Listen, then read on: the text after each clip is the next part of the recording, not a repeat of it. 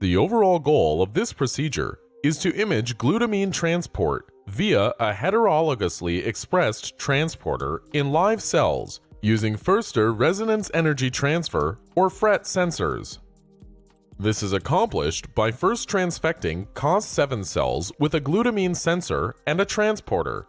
The sensor consists of a FRET donor inserted into a bacterial glutamine binding protein and a FRET acceptor at the C-terminus of the glutamine binding protein.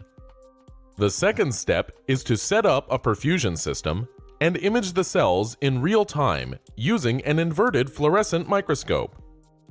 The final step is to analyze the images and visualize glutamine dynamics.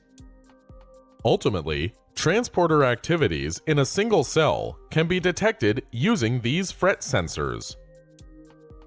The main advantage of this technique over existing methods, like chromatography-based measurement, is that you get much higher spatiotemporal resolution.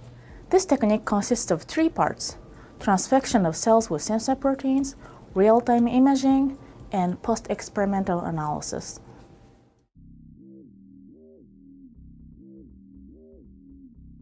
COS7 cells are used in this experiment due to their low endogenous glutamine transport activity. Seed the cells at about 70 to 80% confluency in DMEM plus 10% cosmic calf serum or CCS and 100 units per milliliter penicillin streptomycin in an 8-well glass-bottom dish. Incubate at 37 degrees Celsius, 5% CO2, 100% humidity for 24 hours. After 24 hours, replace